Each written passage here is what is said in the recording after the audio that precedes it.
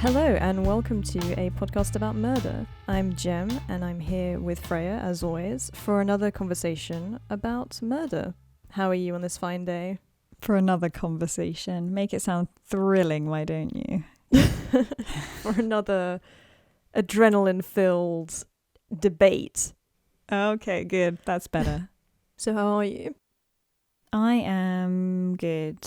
Yeah, I'm in a little bit of a weird day. I'm still not totally settled into the new place, so I've got a lot of stuff that's still sort of like not in the right place, and it's a bit annoying. So it's just sort of, yeah, but that's all. Other than that, it's good. How about you? Yeah, pretty good. I had a lecture this morning that was quite interesting on poetry. Okay. Good. Now that we're through with the now that we could pretend to care about what the other one's doing in their everyday lives. Today we'll be discussing another historical case, this time that takes place in Renaissance Italy.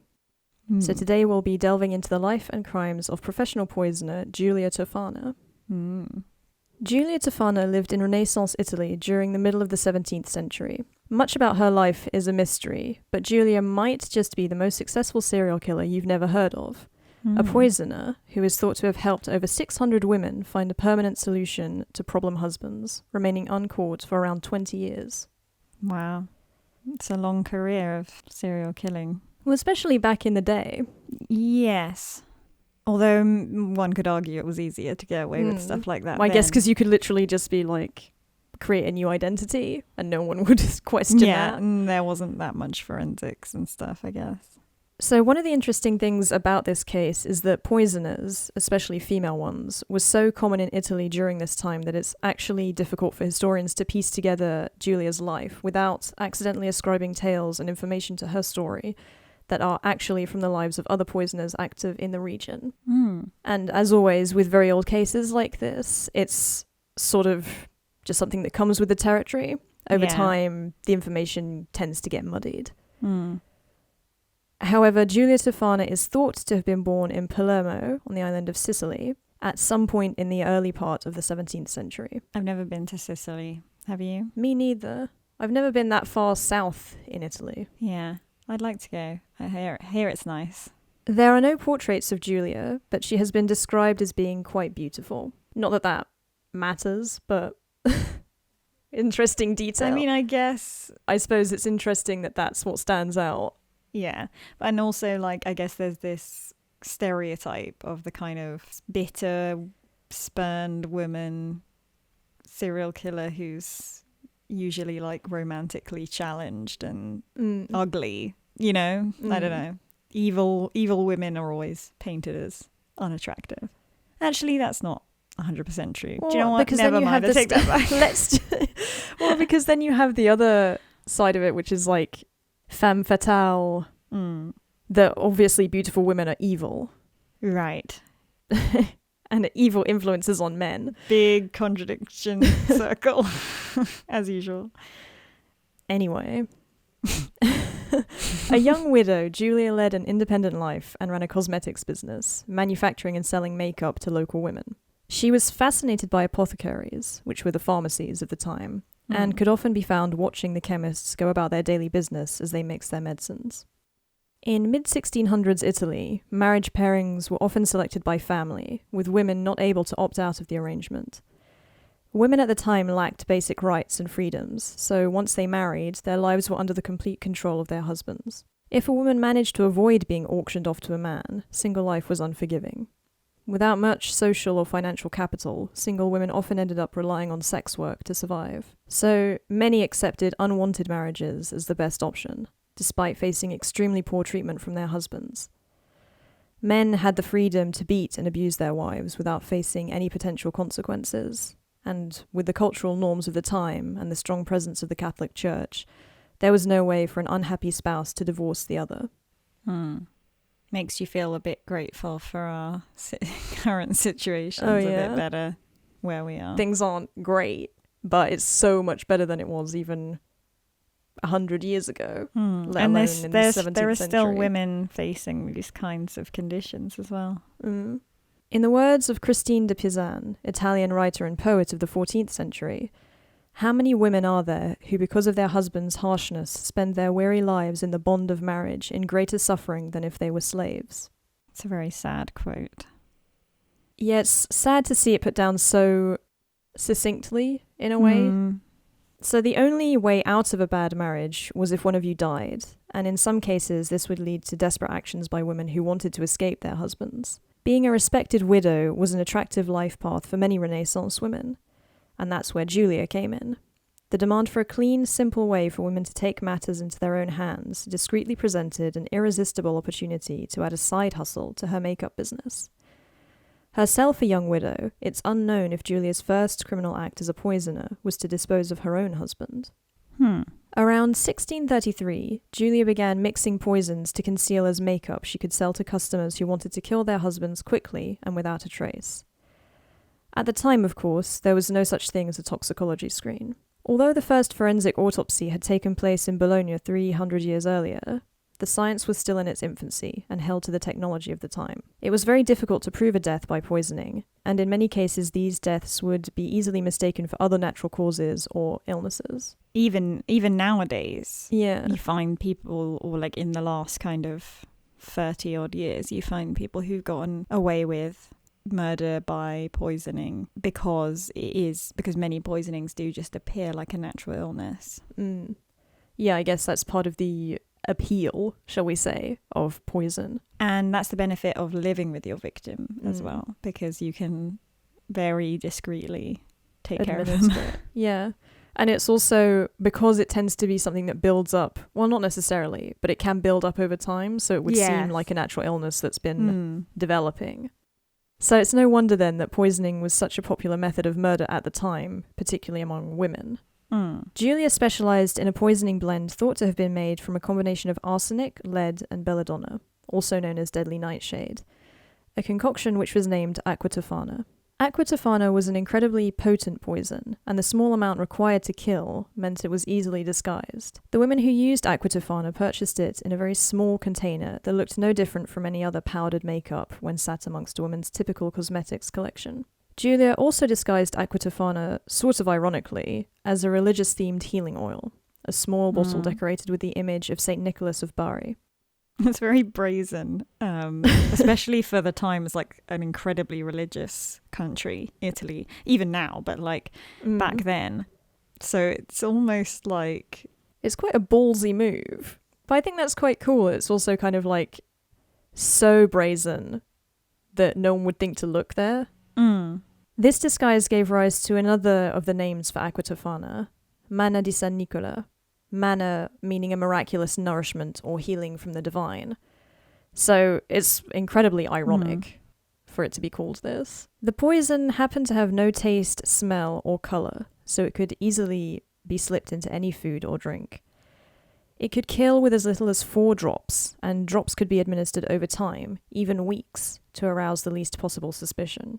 Symptoms of Aqua Tofana poisoning began with tiredness and weakness, evolving into stomach aches, vomiting, diarrhea, and dehydration. These signs all mimicked common illnesses, and the poisoning progressed slowly enough that a victim would have enough time and presence of mind to sort out their last affairs, including the will that would leave their murderer in a comfortable position. So it works out quite well. It's quite a neat plan. The final death was a dramaless slip into unconsciousness. The fact that it has no colour or smell also reminds me of that scene in The Princess Bride with the cup swapping, with the poison that's completely undetectable. Have you seen The Princess Bride? You're looking at me like I'm crazy. No, I guess not. It just didn't happen. How is this possible? You've not seen The Princess Bride? Yeah, I guess. Well, anyway. Is it got, who's the main guy? Carrie something. Oh, okay. That's not who I thought. And the princess is Robin Wright. Okay, I don't know those names. Never mind. There's loads of like quite well-known people in it. Okay. I'll Mandy just take Patinkin. Huh? Mandy Patinkin? No. Look, you can reel off cast members from The Princess Bride all day, or we can you would not do that. you asked. Did I? You were like, who's in it? Who's the main guy? I asked who's the main guy. I didn't ask for the IMDb page. I was trying to think of who you might be thinking of that you would know in it. Anyway, I'm sure you've noticed the connection between Aqua Tofana and Giulia's last name, Tofana.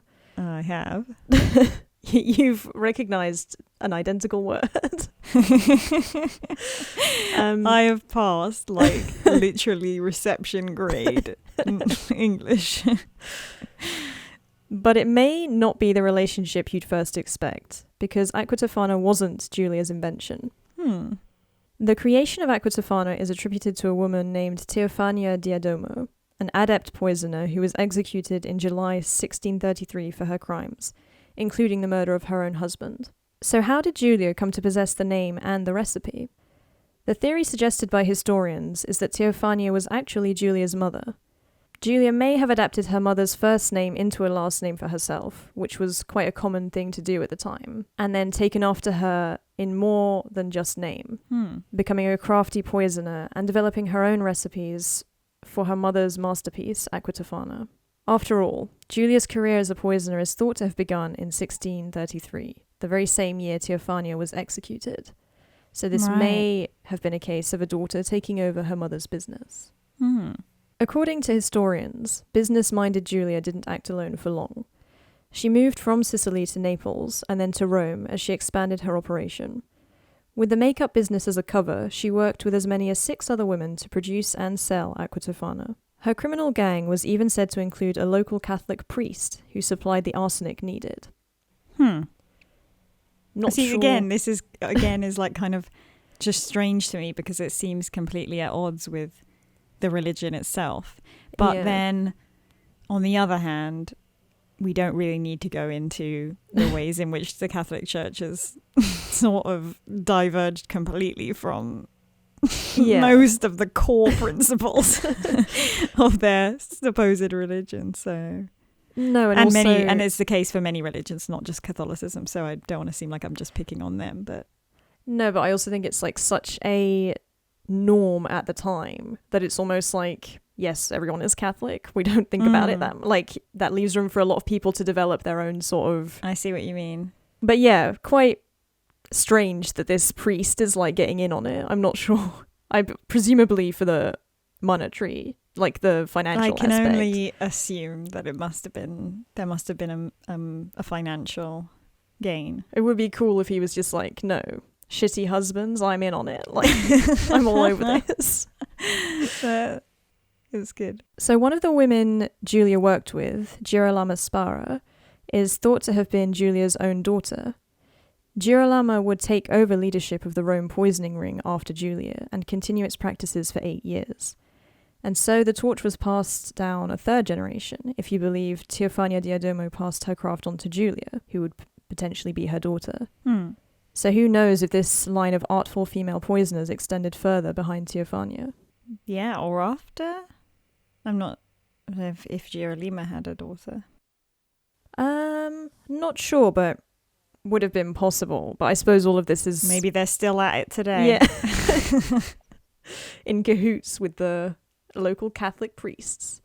But I guess also the sort of the fashion for poison. Like there was like a period in Europe where poisoning was like a huge problem. And I guess once that ended, presumably however many generations down the line that was, it all sort of would have petered out. At some point during the 1650s, Giulia's luck ran out. She was careful with her sales, typically only providing Aqua Tofana to those who came vetted by other customers, or women she already knew personally. But eventually, one customer who had purchased Aqua Tofana planning to kill her husband suddenly had a change of heart. Just as the unsuspecting man was about to tuck into some soup she'd laced with the poison. When the woman stopped her husband from eating the soup, he was immediately suspicious. The woman ended up admitting what she'd done. Her husband turned her in, at which point the woman gave up Giulia's name, exposing the undercover poison factory to the authorities. Giulia was now a wanted woman and went on the run. So after this event, it all becomes quite... I mean, not that the information has been clear thus far, but There's a lot of speculation as to what happened in the later years of Giulia's life. Some historians believe that Giulia sought asylum within a convent after fleeing from the law. Because of the entwining of Giulia's story with that of other local poisoners, there is some disagreement about what happened next, as well as the true date and circumstances of Giulia's death. There are some who claim she was never caught and actually died in her sleep of natural causes in 1651, leaving her daughter to take over the business until she herself was caught and executed in 1659. But this is uncertain. In another version of the story, Giulia remained successfully hidden, possibly for many years, and continued to work on her poisoning business from within the church that concealed her. It's thought that she was generous to the poor in the community, and of course also had the support of many local women, allowing her to evade capture by relying on their help. Yeah, kind of like almost like a Robin Hood type vibe, where she's like the woman of the people kind of thing, and they're all sort of helping her, or like a Pablo Escobar almost situation. Because of the circumstances that women lived in at the time, there must be quite a sort of positive sentiment towards her by many people, and perhaps even not just women, but people in society in general who would obviously feel bad for the mistreatment suffered by many wives. So that could also explain the sort of support she seems to have. This version of her tale ends when rumours of her activities reach... Do you say papal? The authorities of the Pope? I meant to look this up before I started recording and I forgot.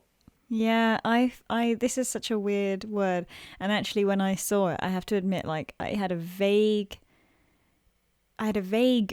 cognizance of what it meant, but I wasn't 100% sure what that meant.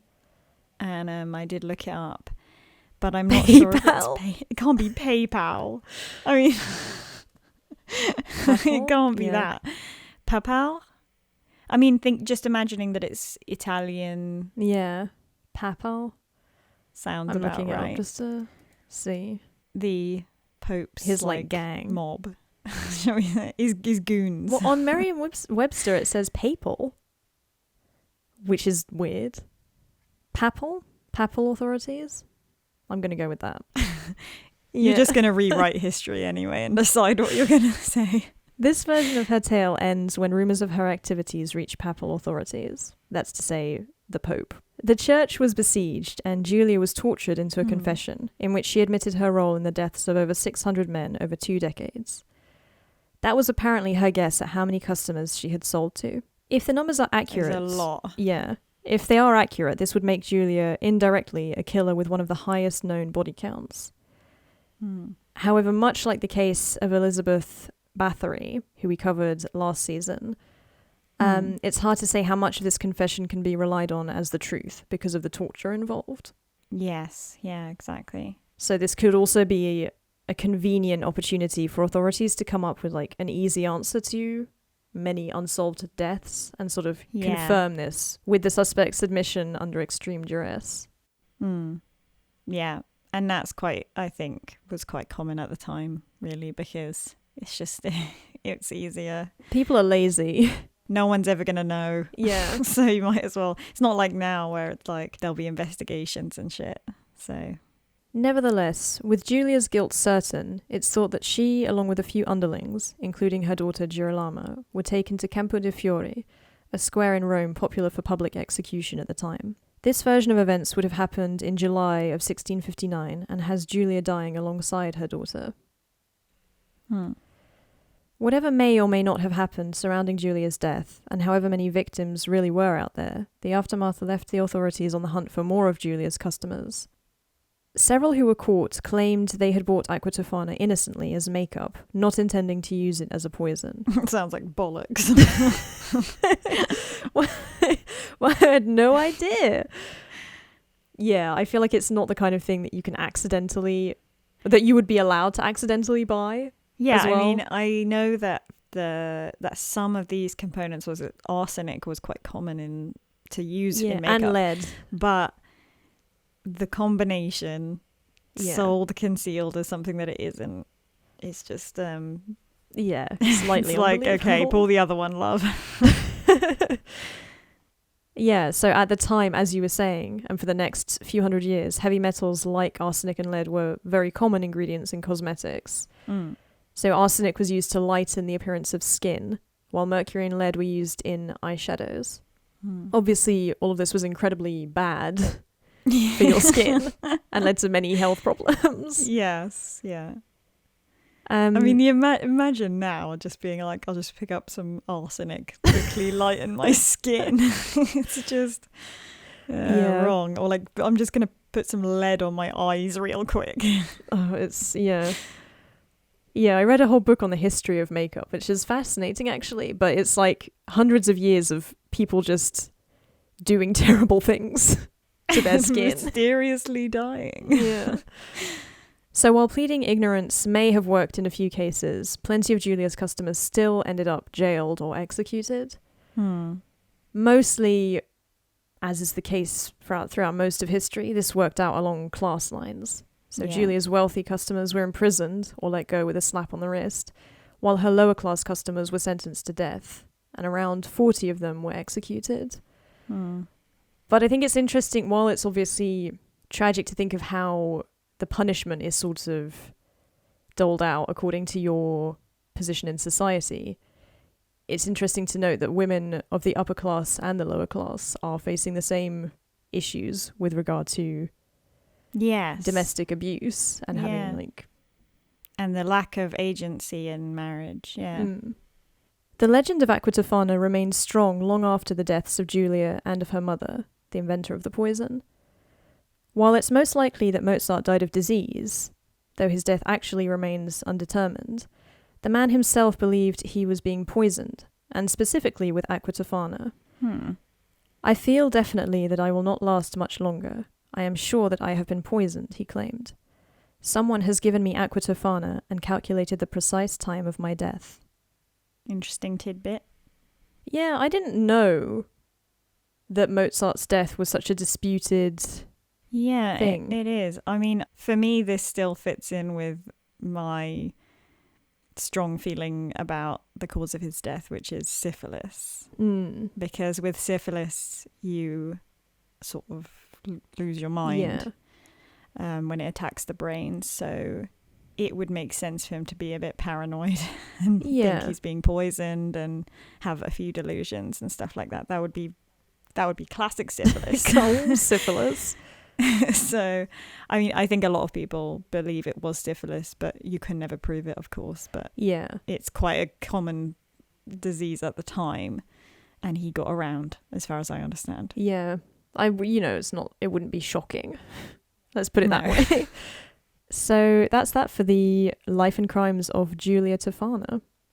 So I realise I've done a lot of older, more historical cases this season, which I do always find interesting, but I'd love to hear what our listeners think, whether you guys enjoy the variety of switching between more modern cases and older ones, or what kind of cases you'd like to see more of, if you'd prefer, just to get a sense of what you guys are interested in. Yeah, I feel like we rarely do anything that's happened within the last 10 years. And I was thinking about attacking some not right word, looking at some things that have happened really recently. The only reason not to, and the reason why mostly I don't gravitate towards them, is because with newer stuff, there's often less information, funnily enough. Yeah. But I mean, we've done a few 2000s. But I realised, I hadn't planned on doing so many old cases this season, and I realized that the most recent one I did was 1922. Yeah.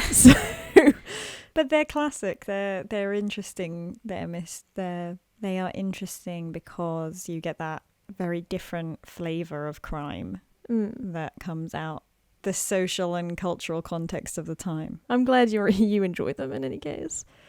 But yeah, I was thinking maybe we'll put out a sort of poll or something after the season ends to get a sense of what you guys like and would want to see more or less of in the upcoming seasons. Yeah, and as always, if there's a case that, because we've done it before, if there's a case that someone's interested in, bring it to our attention, because there's a good chance that we will have a look at it. All right. Well, Thank you for listening. We hope you enjoyed this episode.